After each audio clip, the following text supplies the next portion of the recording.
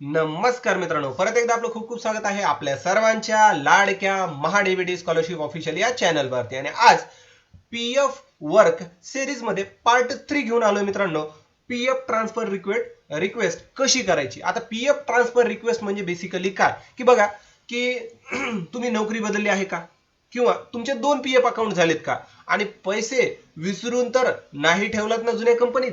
म्हणजे काय बघा, जर तुमच्या 2-3 कंपनीमध्ये तुम्ही काम केलं असेल किंवा काम झाल्याच्या नंतर तुम्ही जर कंपनी बदलली असेल तर वेगवेगळ्या कंपनीमध्ये आपले पैसे अडकून राहतात, आणि हे पैसे काढायचे कसे हा सगळ्यात मोठा प्रश्न आपल्यासमोर निर्माण होतो, उभा राहतो. मग आता याच्यासाठी आपल्याला काय करायचंय की आजच्या व्हिडिओमध्ये आपण बघणार आहोत PF one member one EPF account म्हणजे पीएफ ट्रान्सफर कसा करायचा.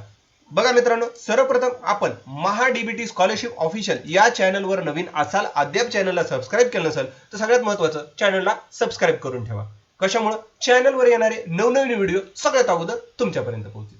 चला वळूयात आजच्या विषयाकडे. सर्वप्रथम पहा, आपण डॅशबोर्डला आलेलो आहोत, आणि या डॅशबोर्डला आल्याच्या नंतर आपण आजचा विषय पाहणार आहोत, एक पीएफ अकाउंट एक मेंबर. तर याच्यासाठी आपल्याला ट्रान्सफर रिक्वेस्ट कशी करायची. तर सगळ्यात अगोदर आपण समजून घेऊयात एक पीएफ एक मेंबर एक पीएफ अकाउंट म्हणजे काय. जेव्हा मित्रांनो तुम्ही एखादी नोकरी बदलता किंवा नवीन कंपनीमध्ये तुमचं पीएफ अकाउंट तयार करते, तेव्हा काय होतं की 2 वेगवेगळे अकाउंट होतात. तर याला प्रिव्हेंट करण्यासाठी गव्हर्नमेंटने एक नवीन नियम आणलाय, एक मेंबर एक पीएफ अकाउंट. म्हणजे तुमचा जुना पीएफ आणि नवीन पीएफ दोन्हीही एकाच युएन मध्ये मर्ज होणार. यालाच पीएफ ट्रान्सफर असे म्हणतात.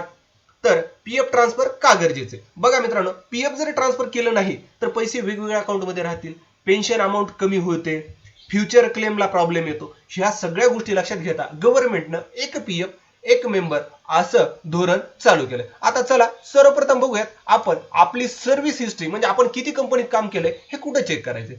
सर्वप्रथम पहा, इथे तुम्हाला काही ऑप्शन दिसतात. याच्यामध्ये व्ह्यू नावाचं एक ऑप्शन आहे, त्याच्यामध्ये सेकंड नंबरचा ऑप्शन म्हणजे सर्व्हिस हिस्ट्री, याला सर्वप्रथम आपण क्लिक करूया.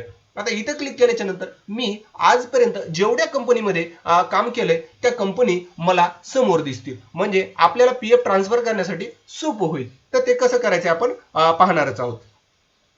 पण याच्यामध्ये एक गोष्ट कॉमन तुम्हाला नक्कीच ही चूक होऊ देता कामा नये. कोणती. पीएफ ट्रान्सफर करताना आपली केवायसी कंप्लीट असणं गरजेचं आहे. जर ते कंप्लीट नसेल तर आपली जो पीएफ ट्रान्सफर होणार आहे तो होणार नाही. त्याचबरोबर आधार नाव मिसमॅच असेल, बँकची काही दुरुस्ती असेल तर त्याच्यामुळे आपल्याला अडचणी येऊ शकतात, हे पण लक्षात ठेवणं गरजेचं आहे. तर सर्वप्रथम बघा, आता इथं मेंबर आयडी, एस्टॅब्लिशमेंटचं नाव, इस्टॅब्लिशमेंटचा आयडी, मी कधी जॉईन झालोय आणि कधीपर्यंत इथं मी काम करत आहे, ह्या सगळ्या गोष्टी इथं मला पाहायला मिळतात. तर एकूण मी आजपर्यंत 5 कंपनीत काम केलंय असं मला इथं दाखवलं गेलं आहे.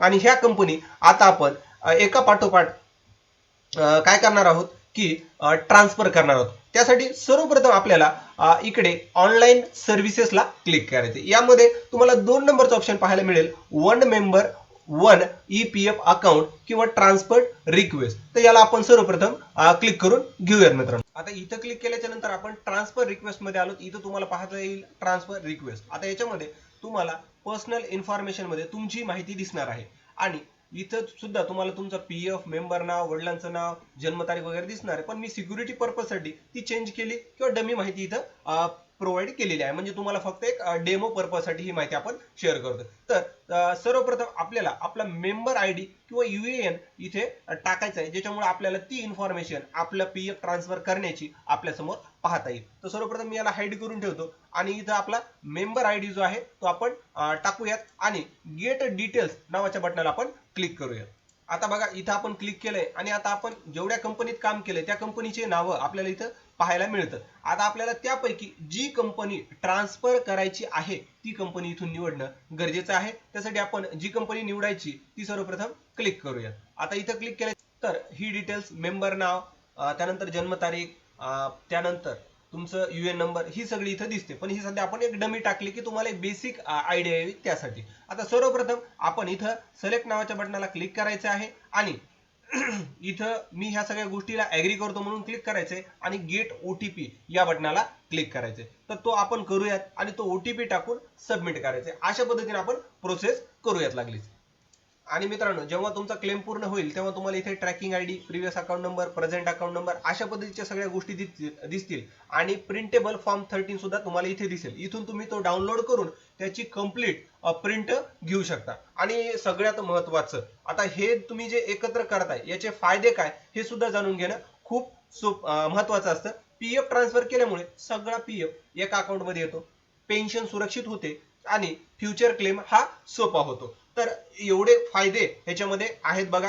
आणि PF transfer, KYC, claim, EPFO related तुम्हाला काही प्रश्न असले तर तुम्ही आपलं टेलिग्राम चॅनल डिस्क्रिप्शन मधून जॉईन करू शकता आणि तिथं मला ते प्रॉब्लेम तुम्ही शेअर करू शकता. किंवा तुमचे हे क्लेम वगैरे जर कामं करायचे असतील तर ते तुम्ही मला सुद्धा शेअर करू शकता. तर आय होप तुम्हाला हा व्हिडिओ आवडला असेल. व्हिडिओ आवडला असेल तर लाईक करा, चॅनलला सबस्क्राईब करा आणि ह्या गोष्टी तुमच्या मित्रापर्यंत नक्की शेअर करा. आणि अद्याप चॅनलवर नवीन असाल तर चॅनलला सबस्क्राईब करा आणि नवीन येणारा व्हिडिओ पीएफ संदर्भात कुठल्या विषयावर असावा ते पण कमेंट करायला विसरू नका. धन्यवाद मित्रांनो, भेटूयात नवीन एका व्हिडिओमध्ये.